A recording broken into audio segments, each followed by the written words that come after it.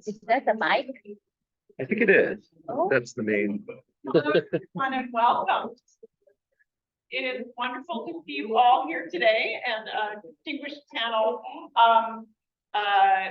Professor Lydia Liu, who is responsible for this wonderful event with many others. I know you'll hear about the whole team that put it together.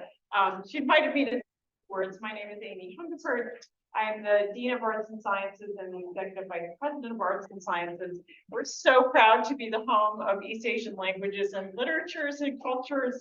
We're home of the Weatherhead East Asia Institute. And we're just so thrilled to have all the visitors and distinguished scholars here with us today. This is the beginning of a series on critical Chinese humanities, particularly focusing on China and the global South. It's the first of a number of events that will go over, I guess, a couple of years. So we're just really excited to have this conversation convening. And I'm honored to be here with you. I'm gonna slip out the door. It's been a deeply distracting day and I still have things I need to attend to. So I'm gonna do that, but it is just the best thing in the world at the end of this day to think about this kind of conversation continuing in our space as it should. This is what we're here to be doing, and it's a joy to know that it's happening. So thank you, Lydia, for all of this, and have a wonderful colloquy. Thank you so much.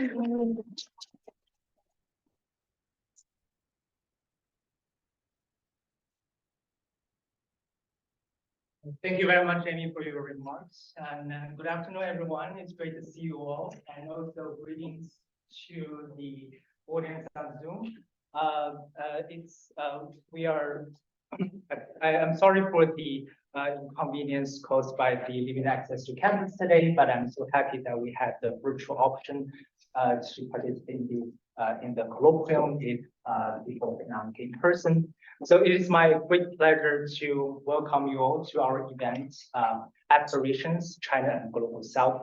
It is the inaugural event of our new talk series in the Department of East Asian Languages and Cultures at Columbia University, the Critical Chinese Humanity Colloquium. My name is Kolu. I'm an assistant professor teaching modern Chinese literature in the ELAC department. And I'm also the faculty coordinator of the Critical Chinese Humanity Colloquium. And I'm absolutely honored and excited to be part of this talk series and be able to stand here today before you to introduce our first event, which very much marks the official launching of this very exciting new initiative. So this gathering, before I turn to our wonderful panel, I would like to say a few words about this new initiative, Critical Chinese Humanity Colloquium. The CCH Colloquium is generously funded by the Wang Hui Fund and the Lydia Fund. We're very grateful for those supports. The CCH Colloquium these designs were created as a platform of intellectual engagements and exchange of ideas where we would like to invite scholars to present on or have a conversation on their most recent exciting research that is on Chinese humanity. And the critical Chinese humanity colloquium, the critical part is that we really want to emphasize that we encourage critical approaches, new methods, new modes of inquiry to the study of Chinese humanities that push us to critically reflect on, or even push us to go beyond the existing disciplinary, temporal, and regional boundaries. And then our goal is to open up a space where we can test our theories, exchange our new ideas, and have healthy debates, and most importantly, to really gain nuance and deepened understanding of China, its past, present, future, in close connection to the other parts of the world. And we also like to feature and support early career scholars to really give the platform to them, for them to share their research with the Columbia community, as well as through Zoom to a global audience. And speaking of, so in order to do that, we have curated 4 events each academic year, 2 in the fall semester, 2 in the spring semester. And we would, with the permission of the speakers, we will record the event and later upload the recording on our website. And speaking of the website, I encourage you to visit our website. It's columbiaucch.org. It's a site beautifully designed by our graduate assistant, Peter Chen. Thank you very much. And then on the course website, you'll be able to find all the talk-related information, and you'll be able to subscribe to our mailing list to receive the most recent updates about our events. And just looking forward, just a heads up for our next event will be on November the 9th, Thursday, the same time from 6 to 7:30. And we have invited the speaker, Dr. Shou Yin, is assistant professor of history at the University of British Columbia. And the title of his talk is The China That Could Have Been, Rhetorical Learning and Political Thought of the Early Modern World.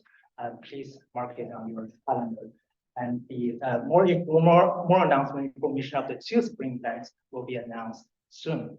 And today we're really honored to have with us a panel of distinguished scholars who will share their thoughts and have a conversation on very important, very timely issues that all of us like to think deeply, topics such as China, such as Global South, and the structure or the structuring of the world.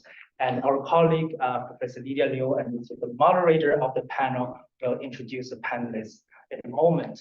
But before I hand it to my colleague, I would also like to take this moment to really express my gratitude to all of those who play a part of making this talk series and also today's event possible.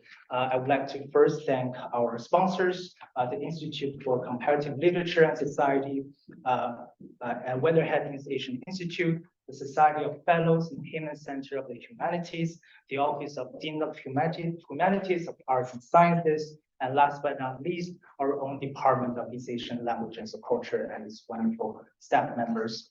I would also like to thank my colleagues, Lydia Liu, Shang Wei, and Qian Ying, for your support and guidance.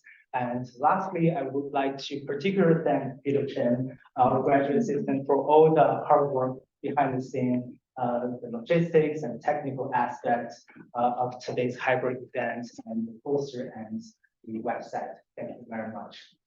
And with that, I will stop here, and it's time for us to listen to the panelists. And without further ado, please join me in welcoming our panelists, and I'll hand it to Professor Lydia Liu.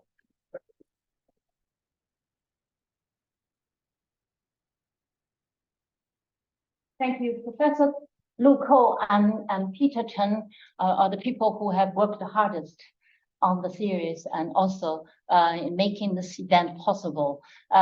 So we have about 1 hour and a half, is that right? We aim to finish at 7:30. Okay, so there's not a. I'm going to take some time to introduce our panel. It's such a great privilege and honor to help inaugurate the Critical Chinese Humanities colloquium and to introduce our speakers. Professor Wang Hui is no stranger to this campus. He visited us multiple times in the past and also taught in our Department of East Asian Languages and Cultures. And his last visit, if I'm correct, was in 2017, when he spoke at an event we organized at the Institute for Comparative Literature and Society called The World After the Russian Revolution. That was on the occasion of the centennial of the Bolshevik Revolution. So that was a long time ago. With a hiatus of many years of pandemic lockdown, when we couldn't do anything, when international travel became very difficult, if not possible. Now we are very fortunate to have with us Professor Wang Hui again. So Wang Hui is a distinguished professor in the School of Humanities at Tsinghua University and the founding director of the Tsinghua Institute for Advanced Study in the Humanities and Social Sciences. He's currently this year a member of the Institute for Advanced Study in Princeton, and it's going to spend the next 7 or 8 months not far from us. So it's a very good opportunity for us. He is a prolific author and an influential intellectual. And he has published many books and received many awards. I will not have the time to name them. I just wanted to say his new book in English, The Rise of Modern Chinese Thought, is in print from Harvard University Press. This English edition is based on a 4-volume book he wrote in Chinese many years ago, published also many years ago, 2004? Yeah. Okay. And the editor of this, I'll just put it there. Don't drop it. Really very heavy, too heavy for me to carry. The editor of this English edition, this translation is sitting right next to him, Professor Michael Gibbs Hill, and you also find his name inside on the title page of the book. So they have been close collaborators. We're very thrilled to have Michael back to his alma mater to share with us his reflections on his collaboration with Wang Hui and his collaboration with the translators who contributed to the making of this English edition. Michael Hill is the Vera Barclay Associate Professor of Modern Languages and Literature at William and Mary. He is the author of Lingshu Incorporated, Lingshu Inc. Translation and the Making of Modern Chinese Culture, a book published by Oxford University Press in 2013,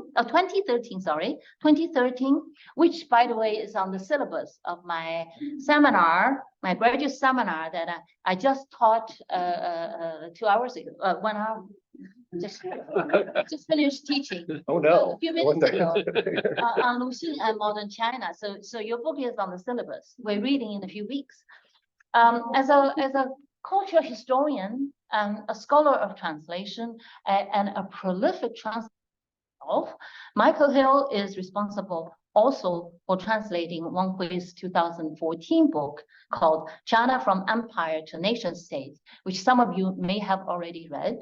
And he participated, I should mention, in a book that Rebecca Cow and Dorothy Cole, they're both here. Rebecca, Dorothy, the 3 of us edited and translated, called The Birth of Chinese Feminism. Michael was a major contributor to the translations.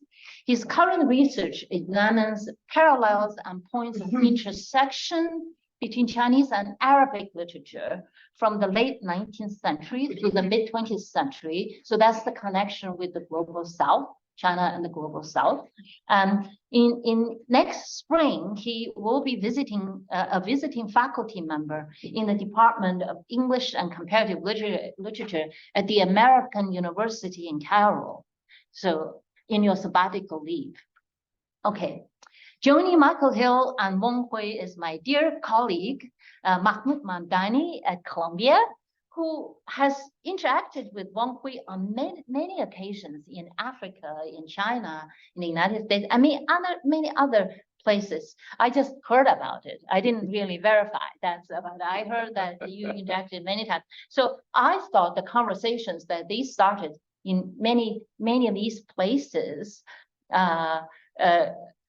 could be made to continue in this setting.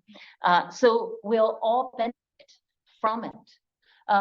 Mahmood Mamdani does not really need introduction here, but I will still say a few words. As we all know, he is the Herbert Neyman Professor of Government in African Studies and Political Science, and also in the Department of Anthropology at Columbia. And he was recently professor and executive director of Macara Institute of Social research in Kampala, Uganda.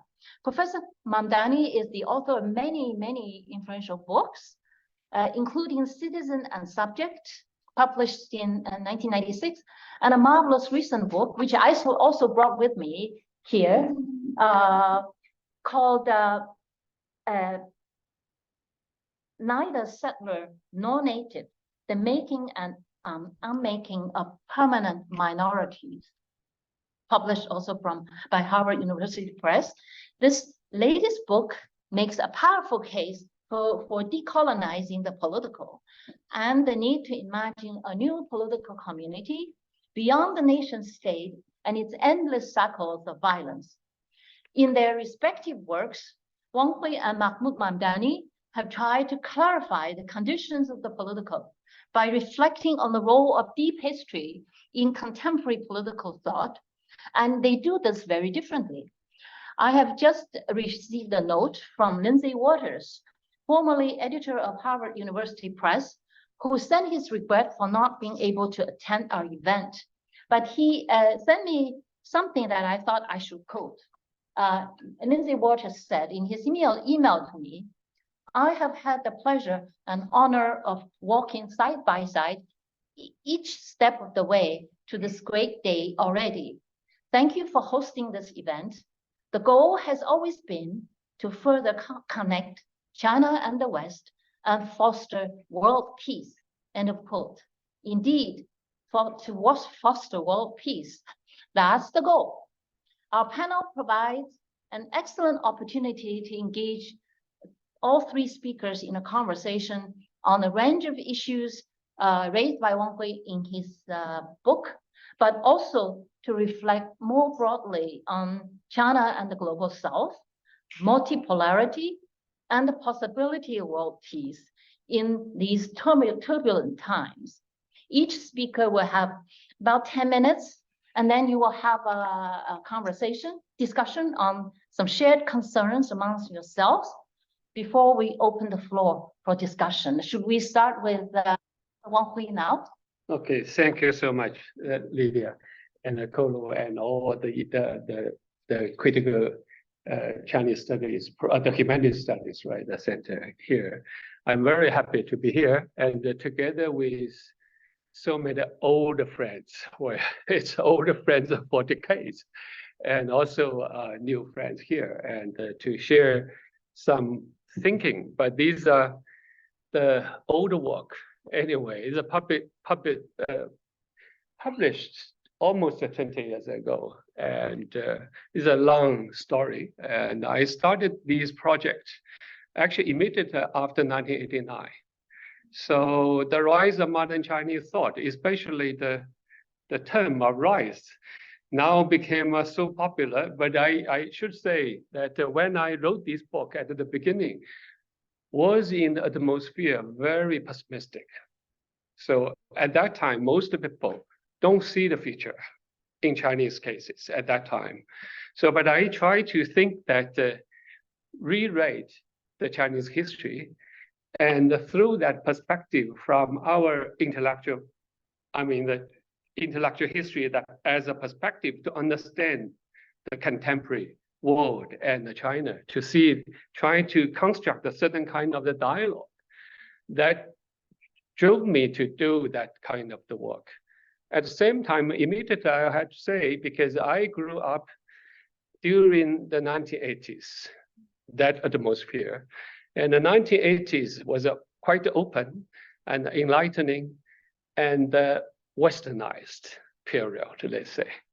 So after 1989, we reflect upon of that social moments in 1989. What's the reason of that? And try to reconstruct the connection between us, our generation, and our own history. We thought that still the history makes sense, and still we can think some historical resources for us to understand our reality and to understand at that time the contemporary world. So that's the beginning. Let me think of the first, that because the time flies so that the situation context is transformed. So we don't when that book was published, it's already transformed so much in 2004. So a lot of discussions about the rise of China and so on and so forth. I just want to clarify the relationship between these two terms, how to use it, and at that time. And second, actually, when I wrote this book, because the rise of modern Chinese thought in Chinese is 现代中国思想的兴起. Actually, from the beginning, I have a lot of the reflection and the reconsideration for each terms. When one is essay that the rise, I already mentioned that. What's the rise? Especially the modern. And now it's a so complicated issue in our history. So many different people try to in different ways define the early modernity in China. And I actually at that time most popular the research in Chinese historiography, for example, from 1950s onwards, they're talking about later Ming, the bourgeois boom, that the early modern, the late trend as a so-called beginning of the modernity. But later, after the 17th century, the Qing dynasty, how to deal with that, how to understand that the kind of the relationship. And before that, in the 1920s, in Japan, from 1920s to 40s, that the Kyoto school argued that there was so-called Toyo no Kinsei, that the early modern in East Asia or Song capitalism argued that the collapse of the aristocracy, the establishment of the centralized administration, long-distance trade, and the division of labors, national service examination system, all these kind of elements were thought as the beginning of the proto-nationalism and modernity, early modern. So, and it's some stories even later became more, I don't know how to define it. Other days I read like Francis Fukuyama's book, the second book for the political thought. And he simply argued that from the first dynasty, Qing dynasty, was more close to the modern state. So here, when you think about these kind of the issue, rise, modernity, then you find a lot of, if you look at these through the linear perspective, it's become difficult to understand all these phenomena. So in that sense, we are trying to, when I use this term, actually I try to problematize it, not necessarily think it's only the linear way to think about that. And the last decade, we perceived another kind of discussion. Actually, I started a little bit early in the 90s. It's what is China too? There's so many debates on what is China, especially after that in the North America, the discussion about the Qing history, that the multi-ethnic empire, how to define it, whether or not the Manchu Empire as China, or how to deal with this. This is not new phenomena. It's also reflect the early stages from the 20th century, even the late 19th century. A lot of historians argue for that because in Chinese history, you have the different ruling class as it is. This is the first we know, especially like Mongolian and Manchu. And at the same time, the recognition of the surrounding neighbors, different dynasty, how they perceive China in these transitions is also the big problem. After the Opium War, that the Western powers enter into that region, conclude the treaties, how they define China in that way, whether or not. These are all. And domestically, the different ethnic groups, how they identify that the political regime is a Chinese dynasty or something else. So that's why all these kind of the issues, the rise or the modern or China, or as well as thought, is also a question, because at that time, in the it's earlier actually, but in the early 90s, I personally also involved in the debates whether or not of people talk about the history of ideas or the history of philosophy or the intellectual history and so on and so forth. Basically, it's related to the translation issues in the late 19th century, 20th century. Philosophy, for example, in the Meiji time, the 哲学 was translated as a term, translated into Japanese and then to China. And here, you can argue that the Columbia University was the birthplace of these Chinese philosophy in a way, because the Hu Shi, Feng Youlan, all their work came from here. Obviously deeply influenced by like John Dewey and pragmatism and the Western idea of philosophy. So you have the ontology or the epistemology or the realism and so on and so forth. All these issues structure the Chinese ideas and say now we have the Chinese history of philosophy. And by other people will argue against this. What I tried to do was try to rethink about these ideas, what like from the Song Dynasty down to the Qing Dynasty, the Li Xue and the Jing Xue, and all these ideas, how they be used or what's the function in these historical context. So that's why I actually summarized that some ideas, the binaries, the one issue is that the more modern. It's inevitable related to the arguments that contemporarily, for example, it's also, I think, 2 decades ago, a lot of people talking about the empire. That before that was it's an empire nation state, the issue, how to define China. Some people will define China as an empire or civilization or simply a continent, not a state structure. But now we're talking about the early modern. Actually, we try to argue that from Qing Dynasty or the formalization of the centralized administration in Song as the starting point of the so-called early modern. You can see that the contradictions in different arguments here. I try to respond these from so-called more or less internal perspective to understand these. So in a concrete analysis, I talk about, for example, the Li Yue and the ritual rites and the system. And all these terms came from the original context in the classics, and how they are used these terms to define their political system and the social life.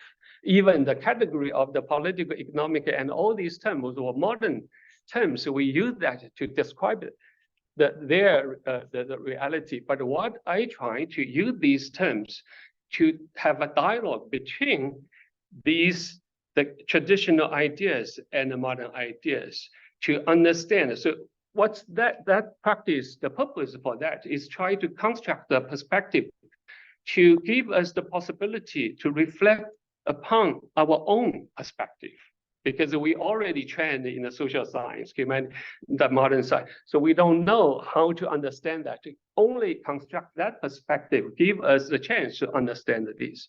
So I try to do these kind of the practice. It's not possible for me to, in 10 minutes, summarize all these kind of the work. And when I do this work, I came across the issue of so-called global south, for example. Basically, currently I did something on these kind of the issue after this work, more contemporary or the modern 20th century, the issues. One issue, I remember that when Mahmood invited me to Macquarie University, I gave 3 talks, I remember that. Afterwards, Mahmood asked me the question, and he said that you see that in Africa, most of the understanding or the readings about China only through the American Chinese studies, right? So we need to know what's the view from the China itself. And then Mahmood asked me if it's possible for you to edit the 2 volumes as a textbook for the university, I say that it took what will take me more than 10 years to do that in order to do these because it's so complicated and so rich. If you do the traditional one or the modern one was give us, but that he's actually he asked me the question was later. I failed to do this. Sorry for that, but I truly think about that a lot. Because how can we have a real dialogue in construct the certain kind of the perspective of knowledge? It's not only use our theory or the training to only deal with the text, but also try to rewrite the history and the construct as a reflexive vision to understand ourselves. So this is a kind of the dialogue. For me, it is this issue. The second, two experiences, let me say this, is also, I remember, it's more than 20 years ago, that Tani invited me to the Seattle in the UW as a fellow for the critical Asian studies. At that time, I gave a talk, is a teacher at the Department of History, right? I taught, actually part of that book was based on the manuscripts there. Very few students, of course, very little at that time. But when later became my friend, who was sit there, was a PhD student, he said that you talk about the Zhang Xuechen, you talk about the Song history, that's the very elite. Because we need to talking about the working class. That's I fully agree. But on the other hand, how we locate the position of Chinese thought in this position. So these issues, it's also reminding me how to think about this kind of the long intellectual tradition. What's the implication for us, whether or not, when we talk about the global thought, is it resources of thinking, not only as an object, or we talk about the social moments, we simply without our ideas. So in that sense, we need to rethink about whether or not how to deal with our own tradition, not simply in the sense of like a national knowledge, but trying to use it as a resources together with other sources to understand so complexity of our own reality. So that's the issue. So that's why, and also these the question also I came across that the same question not so long ago because I engaged in a project. They talking about the global South cosmology issues, and there are some different people, especially from Africa and Latin America. Most of the participants were the anthropologists. So they argue that we need to use this everyday life, the language to think about that. But I still try to introduce the idea like a Tian or Tianli or all these kind of idea into the discussion, because that was give us a certain kind of the perspective to show that the depths of the history and the depths of the thinking. So it's difficult, almost not possible when we not only here, but also in, for example, in Tsinghua University, the Department of Philosophy, if we teach Plato and Aristotle, nobody thought that was because it's only the elites, but still as a sources for that. And how can we do this? But these were not necessarily mean that the critique of that the elitist idea was wrong, by trying to reorganize that into the historical context. So that's why I didn't wrote a book on the history of ideas. I tried to think about the thought is a living thought in the living history at that time. So that's the at that time it's only my the thinking, and thanks for these the event. And I had to say that really I'm grateful to the Lindsay Waters and long-time friends, he encouraged, without his urging me, continuing urge me to finish it, it's not possible to start this kind of the collaboration. And Joseph Hom here, he's the editor of this book. I'm really grateful for their great support for this book. Thank you very much.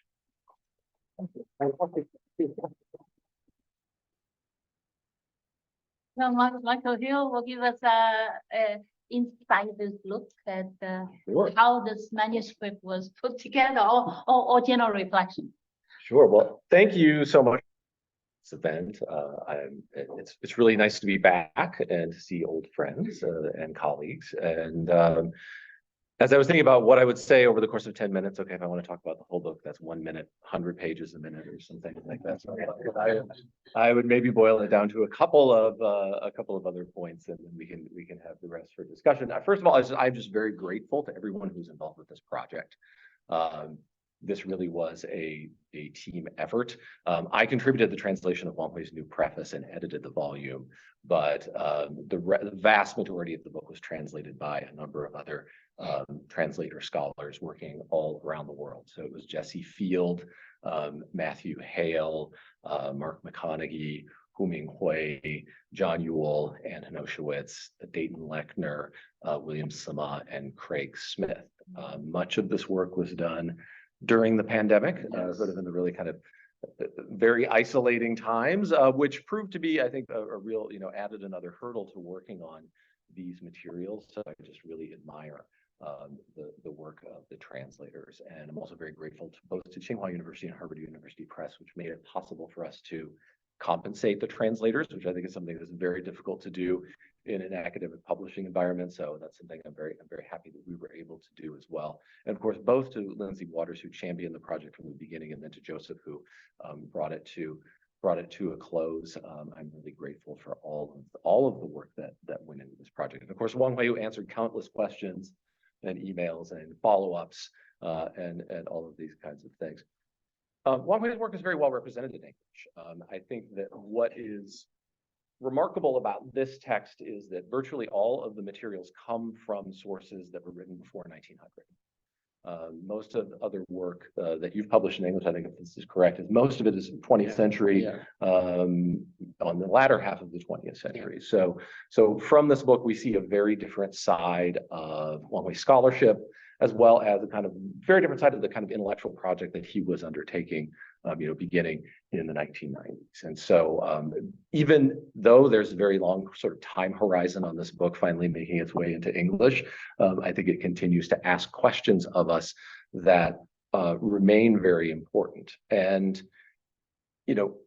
I think it's wonderful that it's brought into English. I've been thinking a lot about kind of translation of particularly Chinese materials into English. And I wrote something recently where I was talking about a comment made by Gloria Davies 20 years ago in a volume that came out called Voicing Concerns, and I think included one of your pieces as well. And she said at that time, and this is 2002, 2003, there's no lack of material that's been translated into English from Chinese. There had been special issues of journals, individual articles, books published. The question was engagement. And the degree to engagement, particularly in Anglophone academia, and the kind of engagement and quality of engagement that was happening at that time. And I think that talking about this book and talking about it in terms of the Global South, I think represents a really interesting opportunity right at this moment, in part because of thinking about the kind of different circulations of information about China around the world, that it's still largely through channels that are Anglophone or Francophone. I think it's an opportunity to think about what kind of engagements might happen, what kind of reception is there as a possibility. I just want to talk about one question in thinking about this book in relationship to questions related to Global South, and that is, you were just talking about this, is the question of the so-called internal perspective or internal horizon, or 内在视野 of history that Wang Hui writes about extensively and uses to frame his entire project. I think the best way to summarize the approach to the internal perspective is to give an example of it.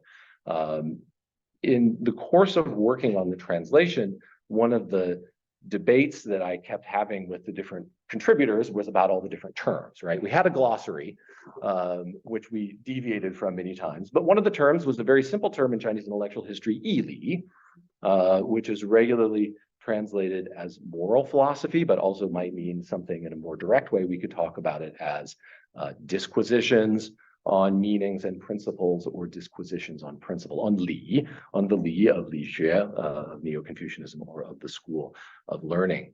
Yili, as an idea, has a very tarnished reputation in Chinese intellectual history. It is often seen as being a kind of hollow philosophizing that certainly by the Qing dynasty had lost much of its vitality. Chinese scholars in the 20s and 30s, maybe even when they were here at Columbia, would often set up yili in relationship, of course, to evidential learning, or kaozheng, which is seen as a kind of nascent, empirical, scientific mode of thinking. So it's a term that often had not been very highly valued in particularly in thinking about the intellectual history of the Qing dynasty. But Wang Hui throughout this book insists on the importance of disquisitions on meaning and principle, and on this question of moral philosophy. So even in the long chapter on Wei Yuan and his Haiguo Tuzhi, the gazetteer on the maritime states, which is a compilation of information from different classical geographies, as well as translations from English, and this kind of very different type of knowledge product, Wang Hui still really attempts to put this and insist on the relevance of Wei Yuan's grounding in moral philosophy, and in drawing these kind of longer through lines and continuities to earlier periods of Chinese thought. And what he shows us throughout the book is that it's not simply a set of ideas, but it's also a way of approaching texts and questions of politics, and that yili is ever present in these debates, and that it's important for us to take a self-reflexive approach to understanding the influence of this method, and to seeing it as a part of a larger practice. Provides a way to maybe push back a little bit against this pervasive influence of modernization theory and the tendency to disregard frameworks that are seen as traditionalist or conservative. And to the contrary, it shows that these frameworks maybe have some elements that we can have dialogue with today. I don't even think it's a major theme of the book, but it was something that came out in the process of translation. And it's a way of setting and resetting this internal perspective, René Zeishiya, in this book. So it's something that I think that really came through in the process of working on the translation.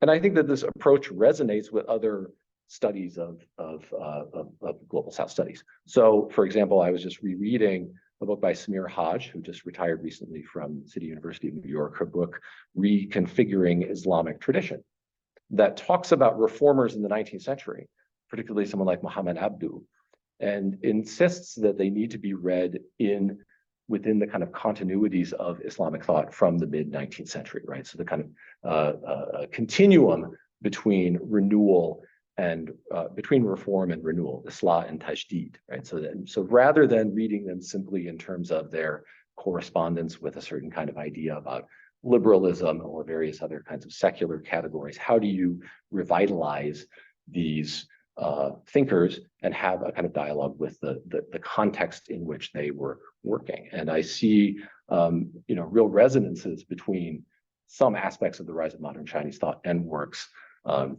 like that. And the rise of modern Chinese thought, I think, is particularly instructive for the way it maintains a kind of sustained approach to this internal perspective across such an extensive body of material. And it provides another kind of step toward provincializing Europe, and I think that what Wang Hui once called liberating the object of inquiry might intersect in fruitful ways with other contemporary discussions about decolonization of knowledge and knowledge production as it relates to the Global South. So I think that's about 10 minutes, and I look forward to the rest of the conversation. Thank you. We now turn to Mahmood. Mamdani. Thank you. That's a perfect bridge for me. decolonization of knowledge and knowledge production. There's an East African story about a lion and a hunter. And the hunter takes the lion, says, come, I want to show you something. The lion says, okay. And the hunter shows him a painting. He said, I made this painting. What do you think of it? And the lion says that the hunter has painted the lion lying down on the ground, and the hunter's foot is on the lion's neck. And the lion says, of course, he's an African lion, and the hunter is a white hunter. And he says, I wish we lions could paint. That's his, to the capacity of a lion, because of course the lion couldn't. But what would we say? We're not lions now.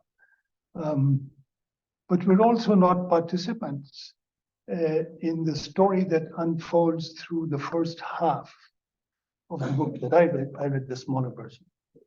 I got it a few weeks ago, and I enjoyed reading it.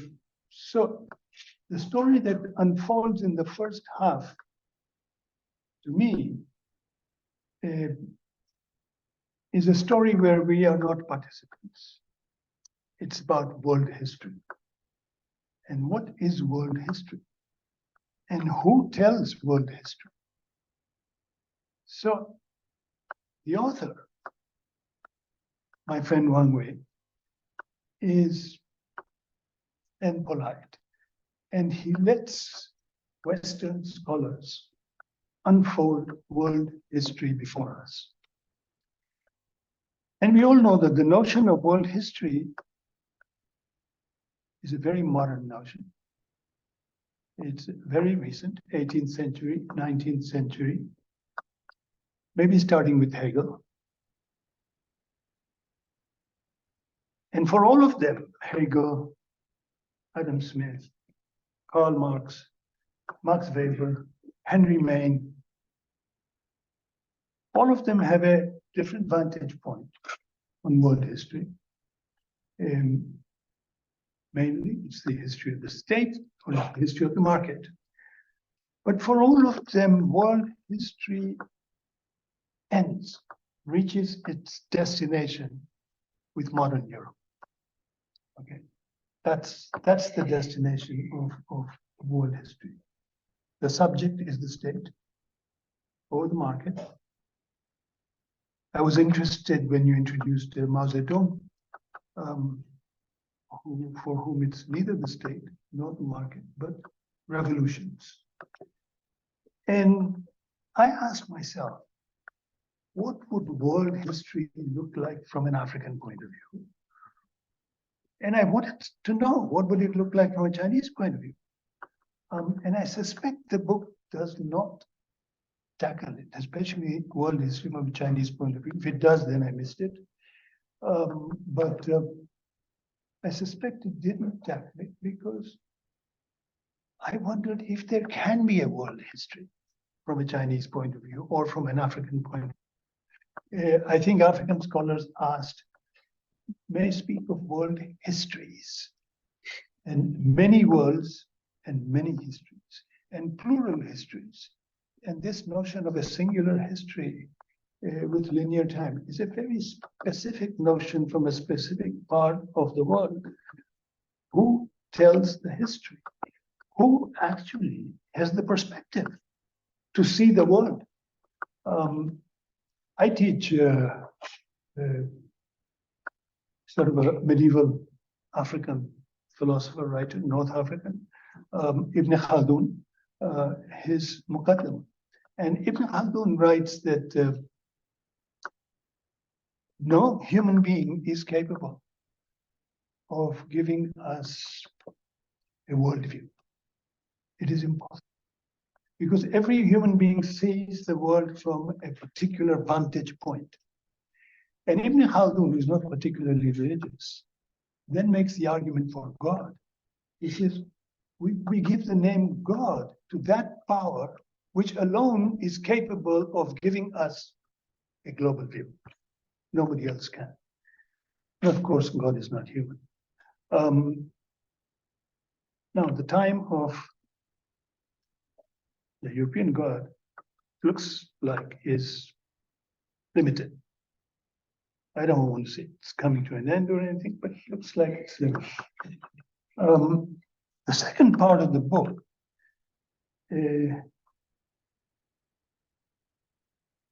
is about the two narratives on China. China is an empire, and China is a nation state. And Wang Hui begins by telling us, actually, this may have been in the previous work that I read.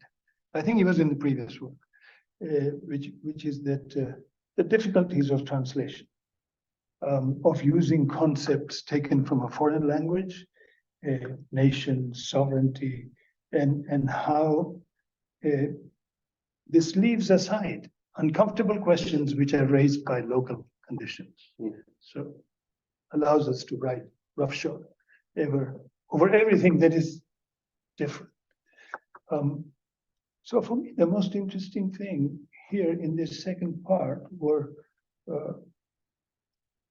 the way you describe the cultural pluralism of the empire, the Manchu, the Mongolian.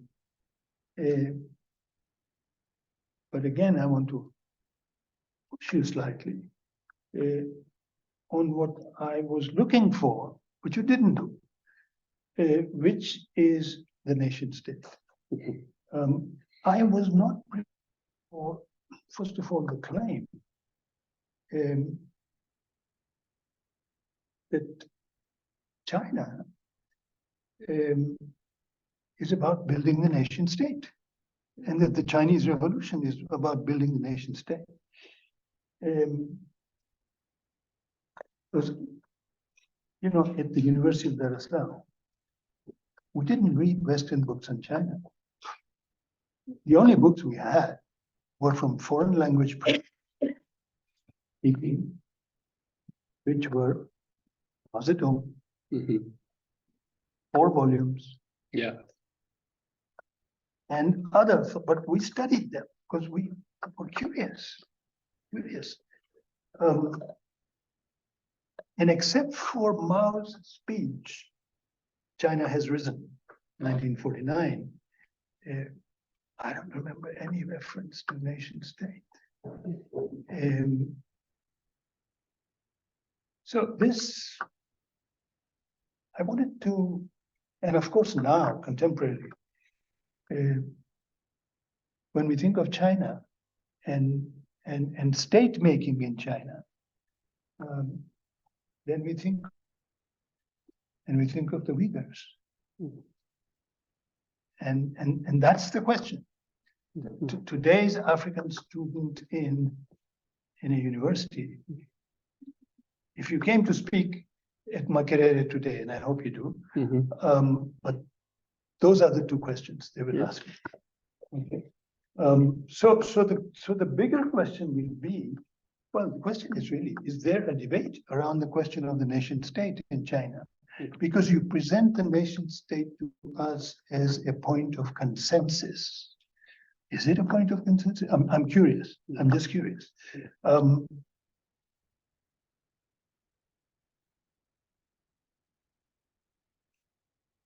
You speak of China's political stability, and as a question which arouses great interest and curiosity, because it is a long period, a long stretch. But I think from today's vantage point, from today's African vantage point, we would wonder whether that tradition of political stability will not be undermined by the nation state project. That would be because that's the African experience. The nation state project has undermined political stability in Africa, because it has inevitably been a project from above, an imposition and enforcement. So can it really be a cultural project, a nation state project? I mean, if China is to be a cultural project, wouldn't it require a multicultural project? And so you excuse me for my impudence, but I don't speak Chinese, I don't read Chinese, therefore I have the freedom to.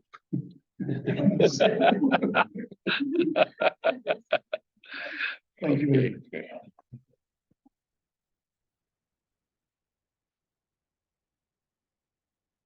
Of course, Mahmood, you should enjoy your freedom. This is the place. Great questions. Yeah. Do you want to respond to some of them? Many of them, Yeah, many of them, I know. because I have some of the same questions. So if you could respond to maybe 1 or 2 points. Yeah. The first, I think, to Michael's question about translation. He used only one, the Ili issue. And then later we had a long discussion about how to translate the Zhongguohua. Oh, right. Yes. Because it's also related to the question that Mahmood raised here, that the Tibetan issue, Xinjiang issue, and so on and so forth. Basically, the sinicization issue, so-called. So how to translate that? Because basically all these ideas, the concept of the sinicization based on the concept of ethnicity. But Mao, let's look back the first time when Mao raised the issue of Zhongguohua, it was in the Yan'an. He talked about the Zhongguohua of Communist Party itself. And to talk about the Marxism, how that combined with the Chinese reality. So in that sense, these kind of the term, not necessarily so the issue of only the ethnicity, race, and so on and so forth. All these kind of these translations. So later we have a lot of discussions for these translation issue and how that in the English context, how to represent this term in a Chinese way. So that I think it's very important because either it's very easy to be misread, but and the following, everybody took that for granted because already there. So these are the translation issues. A huge issue, I think, is the Michael and his team to do these kind of the very important work, I think. And the one is about the nation state issue. You are absolutely right.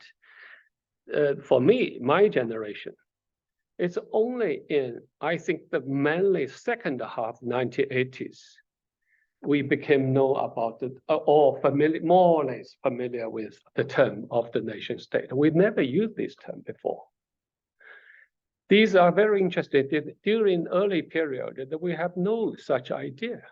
You have the socialist state, or the socialist country. Used not to talk about the state, socialist country, rather than the nation state at all. They're talking about the independence, not simply the sovereignty. So the political independence is not necessarily equal to the idea of sovereignty issue. So that was started from the 20th century Chinese Revolution. So that's when the Mao talk about this, the rise of China. It's started from there, the idea. It's not simply, of course, in the 1950s, then you have the Geneva Conference, you have the Bandung Conference. The sovereignty issue became a big issue. So how to deal with these? For example, in the Southeast Asia, a lot of overseas Chinese there. What's there? What's their citizenship? Where it is? Is it Malaya or the Chinese, and so on and so forth? At that time, realized that we are actually living in the water system, so-called water system. That system was composed of the so-called sovereign states there. So in that sense, but in the popular use, we not use that. We're still containing others, like you read in the when you read the 4 volumes of Mao's writing that at that time. So if you look at these kind of the crisis current, well, now the Tibetan issue, Xinjiang issue is a big issue in the both is a very important question in China too. But how to understand that the crisis is still the big issue. I just give you the one example. A lot of the people will trace back that the crisis to the early history, like the 1950s, for example, identification of ethnicities and minority ethnicities and so on and so forth. So they fixed that, they essentialized the ethnicity and so on and so forth. That's why they thought that the crisis came from the copy of the Soviet model. That's the one argument. However, the question is that the Chinese model in the 1950s, 60s didn't simply copy the Soviet Union.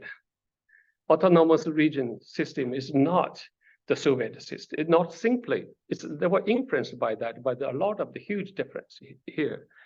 And the second is the crisis happened mainly after the 1980s, gradually developed. So you cannot say that. We also need to ask the question why. Before that, a lot of problem, of course, that the PRC emerged in a long history. But why it was happened in post 1980s, especially the post 1990s, rather than the early stages. So we need to consider the real conditions for these crises. So that was the period when idea, as you said, that the national or the nation state idea became normalized in the Chinese context. It's also following this. There's together with the globalization and so on and so forth. So you can see these are two interpreted.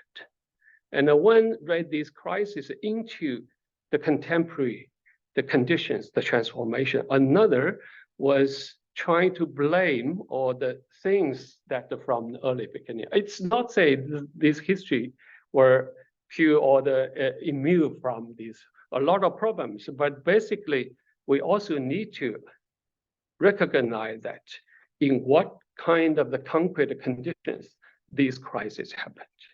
So that I think it's a rethink about the issue. I didn't think really clearly on this issue, but you mentioned this when you in Dar es Salaam, right? When you read the Mao's works, or at that time he didn't find any kind of traces of this term in his writing, but at that time it was also the time when ethnic relations actually is much better than later stages. So how can we understand these kind of the change of that? So I have no give the final answer the answer for that, but we just remind myself to think about these issues and also respond to the debate both here and within China. We have the different interpretations about these later the crisis too. So yeah. Thank you. Michael, earlier when you spoke about the difficulty of translating some of the terms, right? You were also hinting at a larger issue of political of vocabulary there. Mm-hmm. So it seems to me that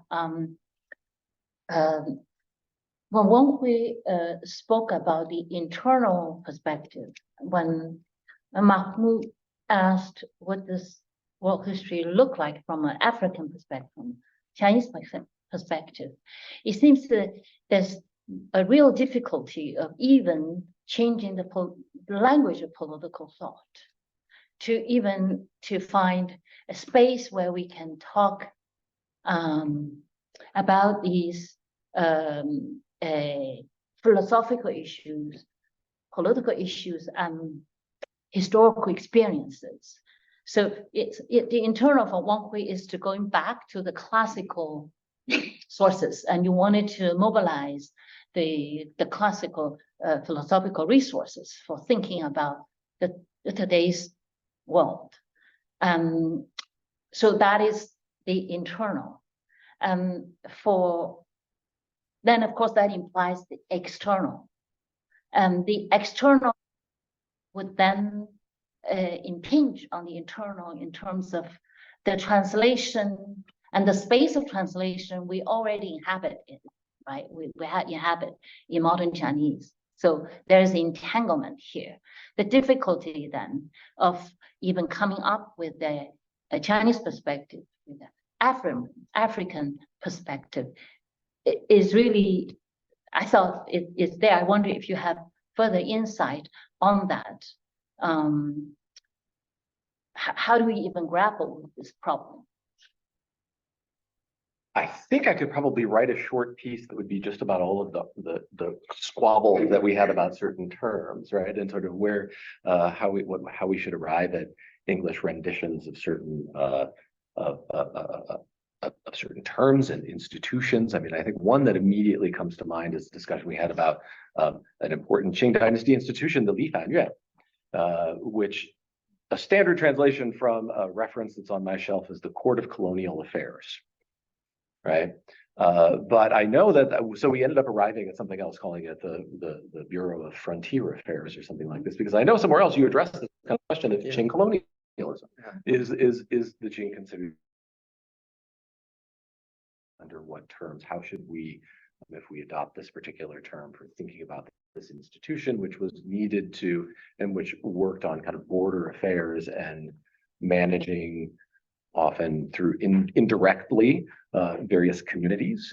So I remember particularly there, this was a space where this was a particular issue that, you know, required some thinking and rethinking, and you know, at a very late stage, trying to we were consistent in how we handled this particular term because of the kinds of issues that it raises. So I think there's many instances like that, as well as the way that talking about traditional Chinese thought is that interfaces with different schools of translation.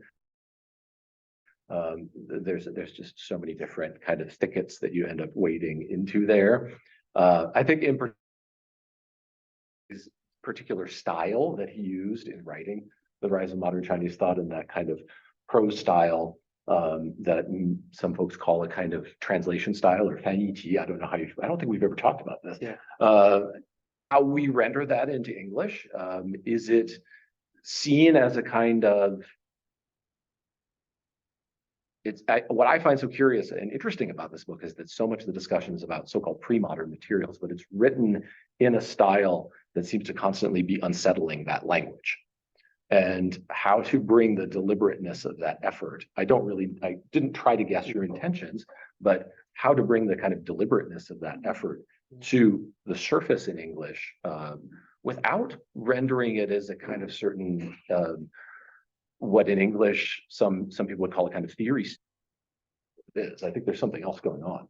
That was always the kind of stylistic issue that we tried to deal with in this book, and certainly in the China from Empire to Nation State, I really tried to think very deliberately about, because it's the way a kind of intellectual style interacts with other communities and the kinds of assumptions that are made about who the audience is, who is being addressed, who is being invited into the conversation. So this was a kind of continuous dialogue that we had. I think that was more difficult to arrive at any kind of consistent style in a collaborative effort, but I know that the individual translators also really grappled with that, because I think that the stylistic choices you made, I think, were very deliberate at that time. And knowing that there's a whole history of stiff translation or hard translation in Chinese, that there's all kinds of very deliberately difficult renderings of translations from Japanese and translations from English. Seeing that as a part of a kind of deliberate intellectual intervention is something that, you know, we were certainly thinking about, and I think is worth continuing to consider. Thank you. I really need to open up the floor, but just push a little bit further. Mahmood is missing. So when something is absent, of course, from the perspective, I mean, in the vocabulary there, what is present. So, for instance, imperialism, anti-imperial, these are all very part of the very, very, they're deeply embedded in today's Chinese political. So it's curious that if something is missing here, that nation state, there are other elements that are present that may help us think about this problem. I don't know. Yeah. What do you think, Mahmood? Well, I mean, I took the missing as a sign of an unreflected consensus. Because that's how I read the text. Since there was no debate around the question of the nation state. And there was nothing connecting what I would have expected and my colleagues in the African context would have expected is something linking the political crises or signs of political crisis in China to the unquestioned consensus of a political project called the nation state. I thought that more interesting was what I read about the cultural project, far more interesting than the political project in a way. And you know what you wrote, because it's a short book, so you didn't have that much time or space to, but you wrote about Chinese cultural influence in Japan, in Korea, and you know, not necessarily translating itself into a political influence. And it reminded me of Sheldon Pollack's book on Sanskrit, the language of gods in the world of men. And Sanskrit beyond the political boundaries of India, and Sanskrit creating a cultural space. And so did China become a political project more than a cultural project over the last few decades?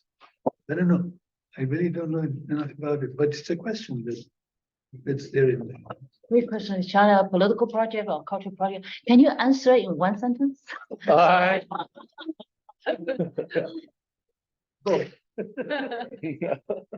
Actually, the first one, the book current until this end was the pre-20th century, the history. That actually the second part was deal with the issue of the nation state issue too.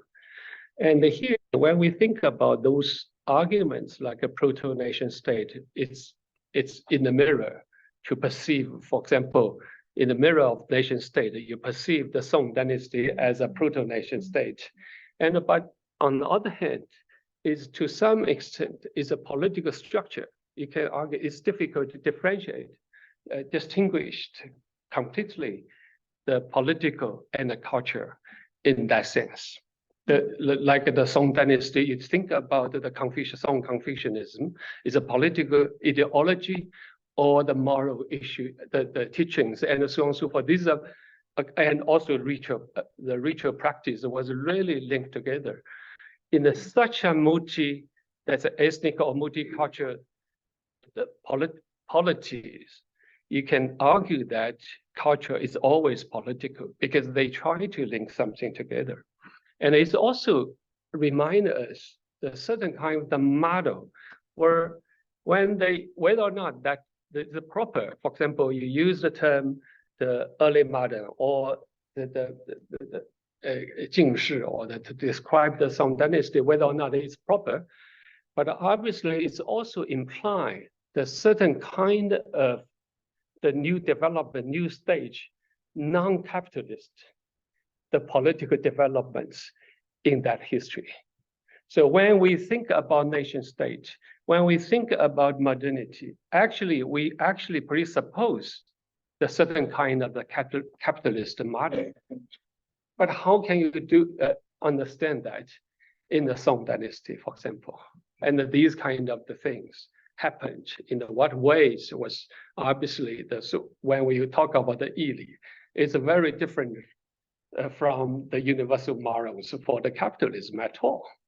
So in that sense, they give you the imply the certain kind of the social regime or the system that give us, I mean, these are not the way, not necessarily way out to think about the contemporary crisis, but that give you the certain kind of the vision to rethink about what happened. For example, to the 20th century, that the nation state issue and all these issues. These are, I think, when I talking about the internal perspective, I didn't means that it's only Chinese perspective. It's not essentialized Chinese, because internal, we're always in engaging the process, the people, the actors, their vision about the implication of this behavior or the actions or the interactions and so on and so forth. So in that sense, the internal perspective is to something that you try to bring the actor's vision into the stage to rethink about that. So in that sense, it's not simply that I think there's in different cases, what obviously is deeply embedded in a certain kind of the cultural traditions. So that's the idea. And also maybe the last one sentence, I'm so sorry. For China, not only for China, I think, the whole time, the concept of time, the concept of space transformed fundamentally was happened in the 20th century. Because before that, you have a totally different concept of time. But after the 20th century, you have the universal linear time, the century, for example. And you have the Pacific and all these global images to understand the position of China. But in the early stages where the reference, the mirrors were completely different. So in that sense, we're trying to think about this and then move to the rethink about the 20th century. Thank you so much. Do you want to add? Well, I just wanted to say that I love the discussion of the heavenly principle. It seemed to me a better direction to peaceful coexistence, everything, you know, the rejection of confusion, so just clear drawing of lines between who belongs and who is a stranger, and this universal principle just looked like sort of taking a Western post-enlightenment mindset and pasting it over China. Yeah. Yes. Well, I think Wang Hui, you contributed a very nice trope for us, the mirror of the nation state. Now we have a project here. How do we shatter this mirror? Okay, how do we look into other mirrors? Because human beings are incapable of not looking away from mirrors. So if that's the case, then are there other mirrors that we could look into and rediscover ourselves, so we can formulate a vocabulary of political thought that we could share with our sisters and brothers in the global south. I really should pause and allow to tell us how we do this interaction Q&A, because we have 40 people online as well. So tell us what to do. Thank you for the thought-provoking conversation. I imagine there must be a lot of questions from the audience. And in the interest of time, we have a few minutes. I hope that we appreciate that the audience has some questions. Keep your questions short and concise. And also, before you have questions, identify yourself with your name and your affiliation for better engagement. And for audience online, we appreciate you type your question on the chat box. And if we have time, then we will select questions and forward them to the panelists. Can we go beyond a little bit? Yeah, I think. Yeah.